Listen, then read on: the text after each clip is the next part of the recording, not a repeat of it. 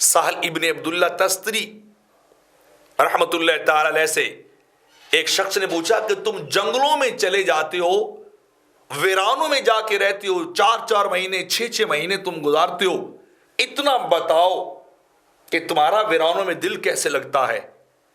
تم ویرانوں میں جا کر کیسے قرار پکڑ لیتے ہو جہاں نہ آدم ہوتا ہے، نہ آدم ذات ہوتی ہے، نہ کوئی آدم ذات ہوتا ہے، نہ کوئی انسان ہوتا ہے، جنگلات بیابان ویرانے ہوتے ہیں، اور اے سال تم وہاں جا کر 6 مہینے رہتے ہو، چلہ لگاتے ہو، اور پھر اس کے بعد آتے ہو۔ میں حیران ہوں تمہاری طبیعت پر،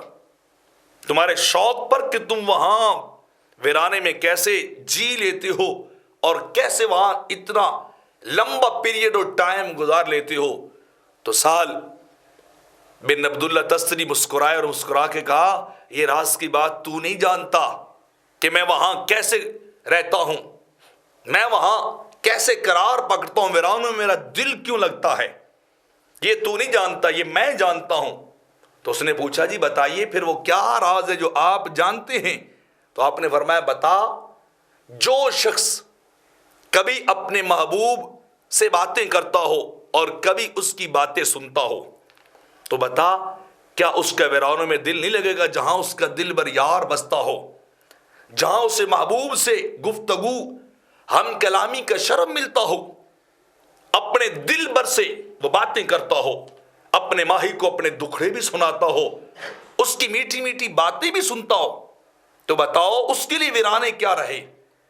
اسے تو اس کا تو دل شہروں میں لگے گا، وہاں بیابان جگہوں پر ویرانوں میں لگے گا جہاں یار سے گفتگو کا موقع ملتا ہو۔ تو شخص بڑا حیران ہوا، اس نے کہا عجیب بات ہے، لوگ لوگوں سے شہروں میں آبادیوں میں ملتے ہیں، کوچہ و نگر میں ملتے ہیں، اور تمہارا محبوب عجیب ہے کہ تم اس سے جنگلوں اور ویرانوں میں جا کے ملتے ہو، اس سے جنگلوں اور ویرانوں میں جا کے باتیں کرتے ہو۔ یہ کیا فلسفہ تم جو چھیڑ رہے ہو، مجھے سمجھاؤ، کیسے اپنے محبوب کو ویرانے مل کر کبھی اس کی باتیں سنتے ہو، کبھی اسے سناتے ہو؟ تو سہل بن عبداللہ تستری نے کہا، جب میں نے اپنے محبوب کی باتیں سننی ہو تو میں قرآن کھول کے اس کی تلاوت کرنے لگ جاتا ہوں،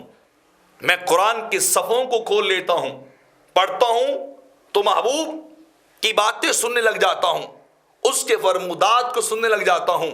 اور جب میرا دل کرتا ہے کہ میں اپنے دل کی دہائی اپنے محبوب کے سامنے رکھوں، میں اپنی عجز، اپنی عبدیت کا اظہار اس کے سامنے کروں، میں اپنے تذلل خشوع و خضوع کا اظہار اس کے سامنے کروں اور اسے اپنے جو ہے وہ دکھڑے سناؤں، تو میں نماز شروع کر دیتا ہوں، میں نماز شروع کر کے اس کو اپنی باتیں سنانے لگ جاتا ہوں، اس کو کہتا ہوں کہ تو رحمان بھی ہے، تو رحیم بھی ہے، تو مالک یوم الدین بھی ہے، میں تیری بندگی عبادت کرتا ہوں، تو مجھ پہ کرم کرنا، تو مجھے نیک بندوں میں شامل کر لینا، تو مجھے عذاب والوں سے بچا لینا۔ میں پھر نماز پڑھتا جاتا ہوں، تو طویل نماز پڑھتا ہوں نوافل کی صورت میں، اور اپنے دل کے دکھڑے اپنے دل بر کو سناتا ہوں، تو میرا دل ویرانے میں اس لیے لگتا ہے کہ کبھی یار کی باتیں سنتا ہوں اور کبھی اسے اپنی باتیں سناتا ہوں۔